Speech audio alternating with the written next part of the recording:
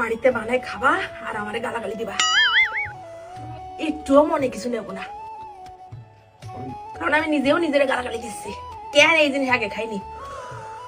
এ দেখ তো এই সাইজের ভেট কি হবে? ও না, হবে না বোধহয় না। রূপচান্দা নেবো ভাইবে না যে আবার দেখায় দেখায় রেখে দিচ্ছি। কি নিয়েছি নাই দোকানদার আমার ঠেঙ্গায় বাজার পার করে দিত না, পুলাফান আমার মাথা খাচ্ছে। এয়ার ফেয়ার কি নিছো?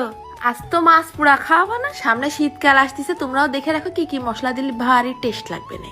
তাই আগে আস্ত মাছের আইসটাটা আর পাখনা পুকনি ছাড়াই নিয়ে মাথাতে হাঁটু পর্যন্ত সরল রেখায় বরাবর পোস্টমর্টম করে নিছি।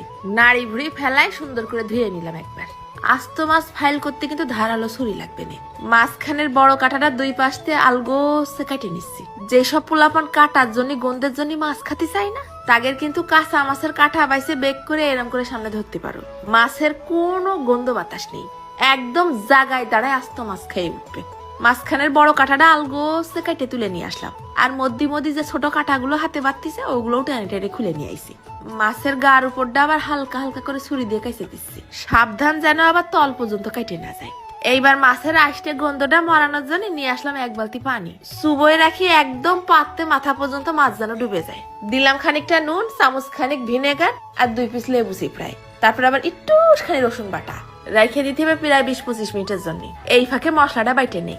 নিচি 5টা খানিক রগ রগে পিছন পাকা বোম্বাই মরিচ, 3 কুয়া বড় সাইজের রসুন আর 1 চা চামচের মতন আদা বাটা।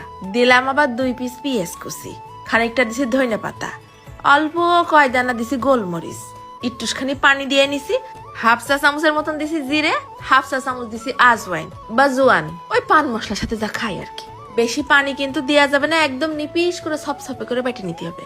এইবার ওই মশলার মধ্যে ঢেলে দিলাম টেবিল খানিক টমেটোমের কিচাপ, চামচ ভরে সয়া সস দিছি, 1/2 চা চামচের মতন হলদির গুঁড়ো আর 1/2 চা চামচের মতন নুন, মাইরে দিলাম আরো 1/2 চা চামচ শুকনো ঝালের গুঁড়ো, দিচ্ছি আবার 1 পিস লেবুর রস চিপড়াই।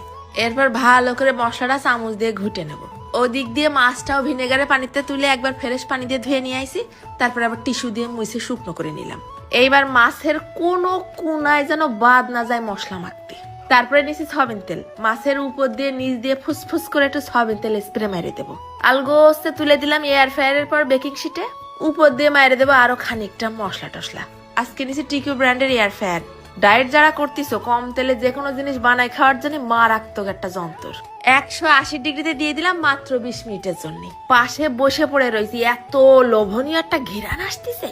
আরে বাবা, ভেটকি মাছ সিদ্ধ হতে এত সময় লাগে না। আমি আবার বেশি পোড়া পোড়া ভাব করিনি, কাটা চামচ একখান হাতে বাদায় সাজাই গুছাই নিয়ে আসলাম। একটুখানি এক কোনাতে কাইটে খেয়ে দেখি ওরে খুদা এত মাল হয়েছে মাল, এ শুধু খাওয়া যাবে না, এত যা